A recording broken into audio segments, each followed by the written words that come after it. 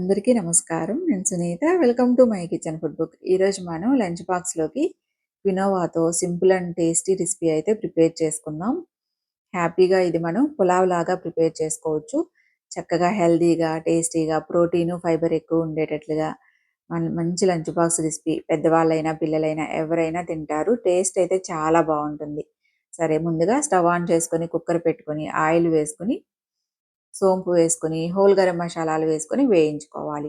ఇవన్నీ కొంచెం వేగిన తర్వాత ఇందులో ఉల్లిపాయ ముక్కలు వేసుకొని, ఈ ఉల్లిపాయ ముక్కలు కూడా ఒక 2, 3 నిమిషాల పాటు వేయించుకోండి. ఉల్లిపాయ ముక్కలు కొద్దిగా వేగిన తర్వాత ఒక స్పూను అల్లం వెల్లుల్లి పేస్ట్ వేసుకొని వేయించుకోవాలి. అల్లం వెల్లుల్లి పేస్ట్ పచ్చివాసన పోయే వరకు వేయించుకోవాలి. ఇది వేగిన తర్వాత ఇప్పుడు ఇందులో మనం కట్ చేసి పెట్టుకున్న క్యారెట్టు, మీకు నచ్చిన వెజిటబుల్స్ ఏవైనా వేసుకోండి. బీన్సు ఏవైనా వేసుకోండి. నేనైతే ఇక్కడ క్యారెట్ అలాగే శనగలు వేస్తున్నాను. నల్ల శనగలు. శనగల్లో మనకి ప్రోటీన్ ఎక్కువగా ఉంటుంది. చక్కగా ఇలాగా 1 పాట్ రెసిపీస్ ప్రిపేర్ చేసుకునేటప్పుడు ప్రోటీను, ఫైబర్ ఎక్కువ ఉండేటట్లు, కార్బోహైడ్రేట్స్ తక్కువ ఉండేటట్లుగా ప్రిపేర్ చేసుకుంటే చక్కగా వెయిట్ లాస్ అవ్వటానికి, డయాబెటిక్ వాళ్ళకి ఎవరికైనా సరే మంచిది. పిల్లలకైనా సరే చక్కగా లంచ్ బాక్స్‌లోకి ఇచ్చేయొచ్చు. అలాగే శుభ్రం చేసి పెట్టుకున్న క్వినోవా ఏసుకోవాలి. ఇవి నేను నైటు నానబెట్టుకున్నాను. చక్కగా 2, 3 సార్లు క్లీన్ చేసుకొని వేసుకోవాలి. అలాగే టేస్ట్‌కి తగినట్లుగా ఉప్పు వేసుకొని, ఇందులో కొంచెం కొత్తిమీరని కట్ చేసుకొని వేసుకొని, ఒకసారి కలుపుకొని వాటర్ యాడ్ చేసుకోండి. నేనైతే ఇక్కడ శనగలు ఉడికించిన వాటర్ యాడ్ చేస్తున్నా. 1 కప్పు క్వినోవాకి 1.5 కప్పు యాడ్ చేస్తున్నాను. మీరు నార్మల్ వాటర్ అయినా వేసుకోండి. కొంచెం పొడి పొడిలాడుతూ రావాలంటే 1కి 1 వేసుకోండి.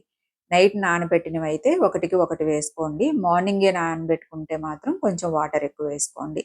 ఒకసారి కలుపుకొని ఇప్పుడు ఇందులో కారం బదులు మిరియాల పొడి, ఎక్కువ స్పైసీ లేకుండా పిల్లలు కూడా తినేటట్లుగా చక్కగా ఇలా ప్రిపేర్ చేసుకోండి, బావుంటుంది.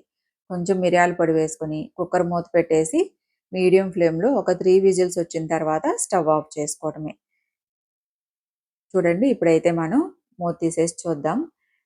నేనైతే కొంచెం వాటర్ ఎక్కువే వేసుకున్నాను. కొంచెం మీకు పొడి పొడిలాడుతూ కాకుండా కొంచెం ముద్దగా ఉంటుంది. పొడి పొడిలాడుతూ కావాలంటే వాటర్ తగ్గించుకొని వేసుకోండి. ఇలా అయితే టేస్ట్ బావుంది. సరే, ఇలా ప్రిపేర్ చేద్దామని వాటర్ కొంచెం ఎక్కువ వేశాను. చూడండి, చక్కగా మనకి హెల్తీగా, టేస్టీగా ఉండే మంచి రెసిపీ రెడీ. చివరిగా కొంచెం వేయించి పెట్టుకున్న జీడిపప్పులు వేసుకొని సర్వ్ చేసుకోవటమే. లంచ్, డిన్నరు, బ్రేక్‌ఫాస్ట్ ఎప్పుడైనా తినొచ్చు హ్యాపీగా. చాలా బావుంటుంది. మార్నింగ్ లంచ్ బాక్స్‌లోకి ఇచ్చేయొచ్చు. పిల్లలకైనా, పెద్దవాళ్ళైనా తీసుకెళ్ళొచ్చు. హెల్తీగా, టేస్టీగా తినాలనుకుంటే తప్పకుండా ఇలాంటి రెసిపీస్ అయితే ట్రై చేయండి. పికిల్‌తో కానీ, ఆనియన్ పెరుగు, లేకపోతే ఆమ్లెట్, లేదా నేనైతే ఇక్కడ కొంచెం ఎగ్‌ని ఫ్రై చేసి పెట్టేశాను.